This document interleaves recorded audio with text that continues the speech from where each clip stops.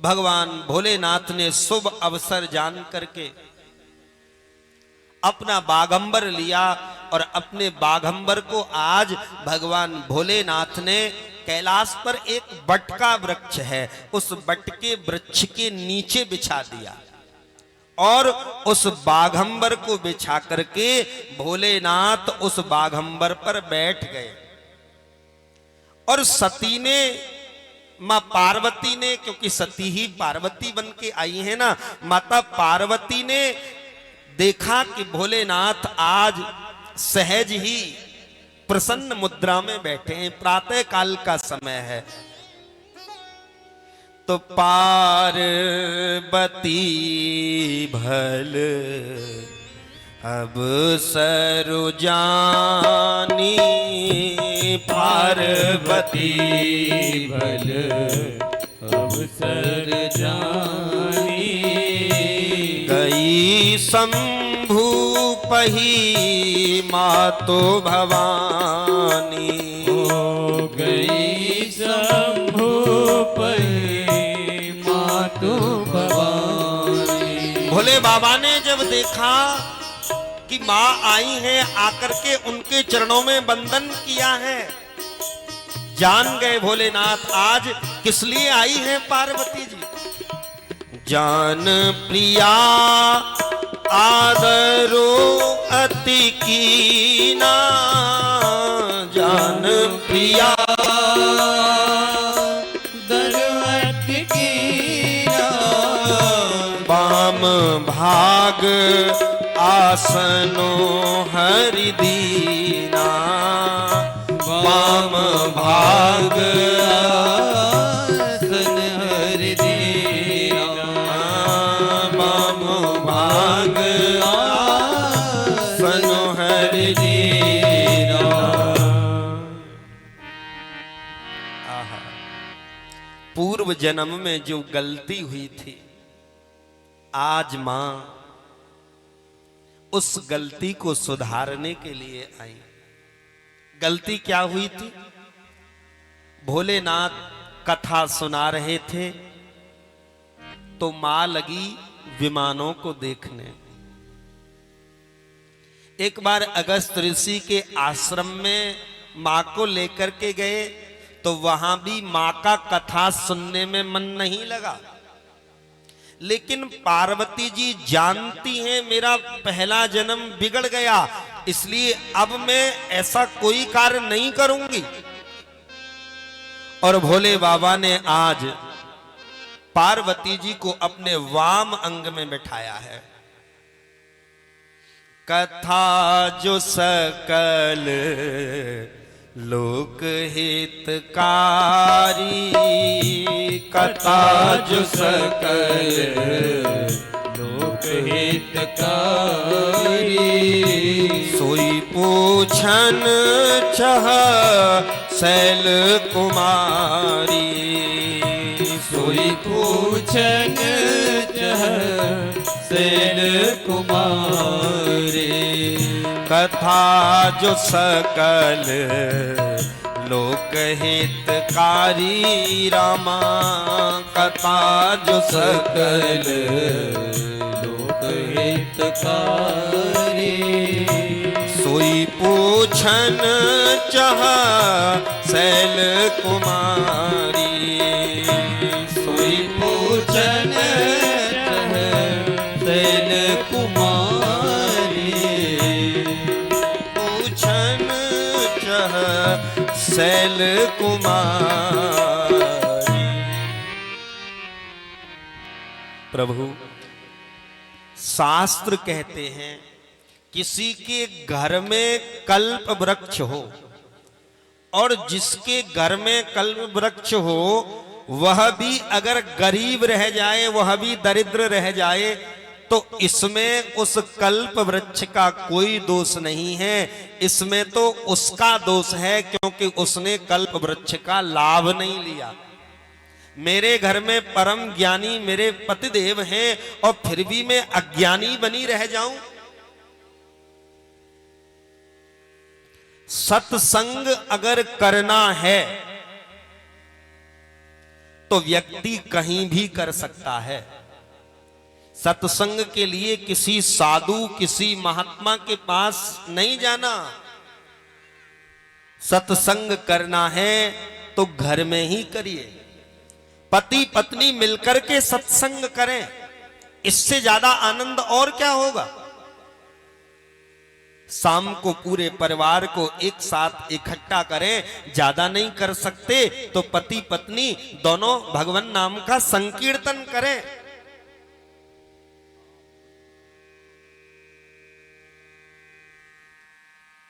देखिए, सीखिए जरा आप मां पार्वती से। भोलेनाथ के चरणों में वंदन किया। प्रभु जे मुनि परमार्थवादी, कहीं राम कहूं ब्रह्म अनादि। प्रथम सो कारण कहु विचारी, निर्गुण ब्रह्म सगुण वपुधारी। पुण्य प्रभु कहु राम अवतारा, बाल चरित पुनि कहूं उदारा। और अंत में पार्वती जी क्या बोली? जो प्रभु में पूछा नहीं होई, सो दयाल राखहूं नहीं होई। क्योंकि गूढ़हु तत्व न साधु दुरावहीं, आरत अधिकारी जहां पावहीं। प्रभु, मैंने प्रायः सुना है ऋषि मुनि साधु संत भगवान को प्रायः निर्गुण कहते हैं, लेकिन वो निर्गुण ब्रह्म सगुण कैसे बने? प्रभु, आप रात दिन राम राम राम राम जपते रहते हो। प्रभु, वो परमात्मा अवध में कैसे प्रकट हुए? उनका सीता जी के साथ कैसे विवाह हुआ? कैसे 14 साल के लिए वनवास गए और कैसे रावण आदि राक्षसों का वध किया और अंततोगत्वा उनका कैसे राज्याभिषेक हुआ? प्रभु, क्रमशः मुझे ये पूरी कथा सुनाइए। गोस्वामी जी तुलसीदास जी कहते हैं, जैसे ही मां ने प्रश्न किया, भोले बाबा की तो समाधि लग गई। 2 घड़ी के लिए यहां भोले बाबा की समाधि लगी। 2 घड़ी माने 48 मिनट। और जैसे ही भोले बाबा की समाधि खुली, आंखों से आंसुओं की धार बहने लगी। और यहां भोले बाबा ने मंगलाचरण करना आरंभ किया।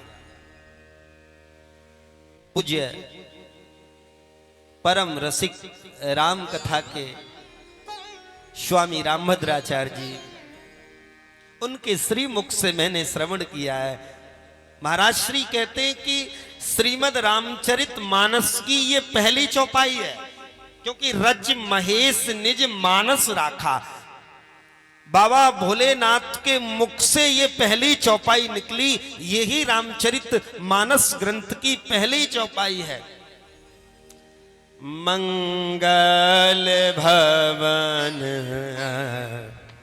मंगल हारी, मंगल भवन मंगल। आप भी मेरे साथ गाएं। द्रवहु सुदशरथ अजिर बिहारी, द्रवहु सुदशरथ अजिर बिहारी।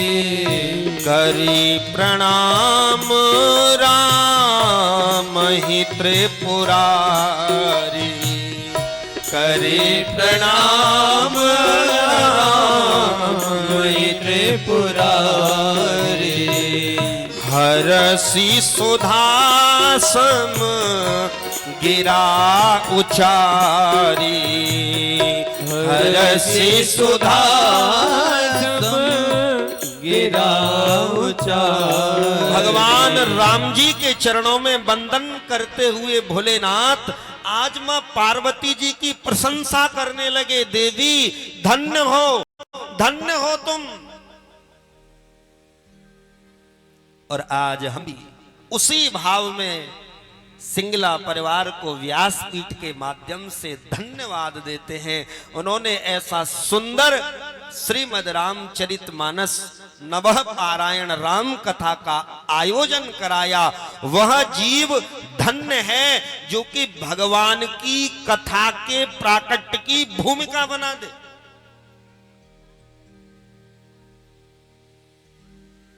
ये कभी ना सोचे कि हम कथा करा रहे हैं। कोई जीव इतनी सामर्थ्य नहीं रख सकता कि वो भगवान की कथा कराए। और ये वक्ता को भी नहीं अहंकार होना चाहिए कि मैं कथा गा रहा हूं। इस कथा को न तो कोई करा सकता, न इस कथा को कोई गा सकता। इस हथीन बस्ती में क्या और लोग नहीं है? अपने मन में ये सोचें कि इतनी बड़ी बस्ती में से हमारे श्रवण कुमार जी को भगवान ने चुन लिया अपने कार्य के निमित्त। वक्ता कभी कथा नहीं गाता, कथा तो भगवान की कृपा के स्वरूप गाई जाती है। और हम तो मूढ़ हैं, कलयुग में जन्मे हैं, हम भगवान की कथा नहीं गा सकते। और मैं तो पूर्व दिन से ही निवेदन कर रहा हूं, मैं तो अभी राम कथा का विद्यार्थी हूं। भागवत गाते गाते जरूर मुझे 12 वर्ष हो गए, लेकिन राम जी ने तो कुछ ही समय पहले बाह पकड़ी है। मुझे तो चौपाई भी ढंग से याद नहीं है, जो लिखा है बस उन्हें बोलता रहता हूं और जैसी राघव की कृपा होती है वैसा अर्थ कर देता हूं। बोले बाबा क्या बोले? धन्य धन्य गिरिराज कुमारी, धन्य धन्य गिरिराज कुमारी। तुम समान नहीं को उपकारी, तुम समान नहीं